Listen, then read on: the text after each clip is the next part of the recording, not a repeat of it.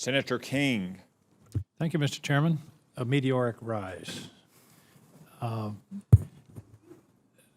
Secretary Norquist, first, as you know, the last year's National Defense Act created the National Cyber Solarium Commission, of which you have been a participant. I hope you will continue to be engaged in that process because I think it's very important to try to develop a coherent strategy for this country. Absolutely, Senator. Thank you. I want to follow up on some of the questions of Senator Rounds about maintenance. And he mentioned, or I think you mentioned, 3D printing. Who owns the design? In other words, if we buy an airplane and there's a bolt in the wing, who owns that? Do we get, as a routine matter of our contracting, the design that we could use? We could have our own 3D printers print that part and keep the airplane flying? So the challenge is you only get what you put in the contract. And if at the time you did the contract, you did not record that, protect that, give yourself the rights to it after a certain period of time, you run the risk that the vendor decides it's no longer profitable, make it, and all of a sudden it goes into misuse. Don't you believe as the ascendancy of 3D printing, this would be a good thing to have in our contracts? Absolutely. This is one of the areas where, should I be confirmed, we would want to work with the Congress on ensuring, because one of the places we've seen future injuries with vendors is these parts that we don't have the rights to them, no one has the ability to produce them. We either can't get them or they're unbelievably expensive. Correct. So I would hope that future contracts would have as a routine boilerplate provision the rights to the design that we're paying a lot of money for. We need to make sure that we protect those rights for those parts so that later on in life, when we have a valuable $100 million piece of equipment, we're not tied up over a $5 bolt because we can't use it. Got it. I think that's very important. I appreciate that. Again, on the question of maintenance, and this is sort of the general question, I think you get this, but maintenance, it seems to me, is the low-hanging fruit of readiness. If you can have an airplane that's ready 80% of the time instead of 60% of the time, you save money on procurement, you save time, you save readiness.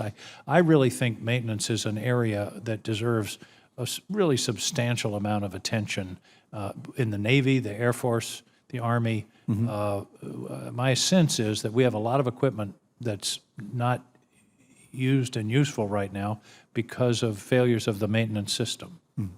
So the maintenance is a big challenge. It's one of those areas that's less glamorous, but people who work in it understand it's essential for everything else. Things don't fly, things don't sail without the right maintenance. And the amount of time and energy, you can focus on the cost line, but the amount of time and energy of lost capability is significant as well, lost training, lost other things. So ensuring that we have the right pipeline of parts, ensuring that things are moving through maintenance in order to be able to have the higher readiness rates is absolutely essential. And I think we might have something to learn from the private sector here in terms of the commercial airline fleet has a very high level of readiness as compared with the military. And I just hope that there can be some cross discussions there with the private sector. Same thing goes with the commercial shipping compared with the Navy. So I commend that to you. I think you realize that, as you say, it's unglamorous, but I think there's a lot of money to be saved and an increase in the overall level of readiness.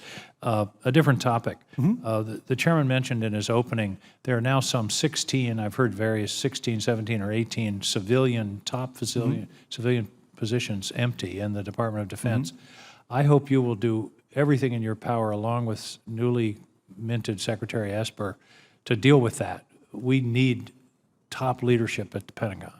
Right. Should I be confirmed with Secretary Esper, putting the team in place as quickly and as early as possible so that you have them for the duration is absolutely essential. I know that's his high priority, and I look forward, should I be confirmed, with working him to make that happen.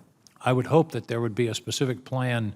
Okay, here are these positions. Work with the White House because it's too important to not have the top leadership in place. Well, there is a plan, and there's a list of the positions, and there's a list of the candidates and where they are in the process of either getting the background investigation, the clearance, the vetting. So that is underway. That's something that is routinely there's meetings on that to make sure that keeps moving. And you can be assured that this committee will move with alacrity once the nominations are forwarded to us. We appreciate the speed with this committee has moved. Secretary Esper's nomination was fantastic. Thank you. That was a modern land speed record, I think, and I think a good decision. Just a final comment. You're the father of the audit. Don't take your eye off it.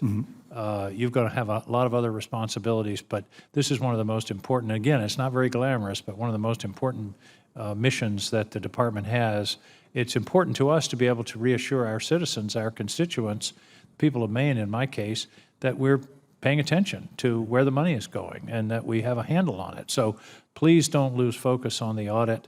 As I say, you have other responsibilities, but be sure there's somebody that you have directly working with you who's following that closely, and it would be too easy to let it slide.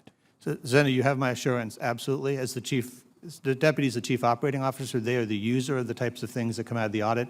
But I should say, in fairness, the amount of people who are involved in the audit, the congressional support, I'm happy to be called the father, but there's a whole lot of other parents in this community driving that process, and a lot of good people in the department who've been able to make those changes possible, and I appreciate their work. Success has many fathers. Failure is always an orphan. If it doesn't go well to be, I'll be very lonely. Thank you very much, Thank you, Senator. and I look forward to your nomination.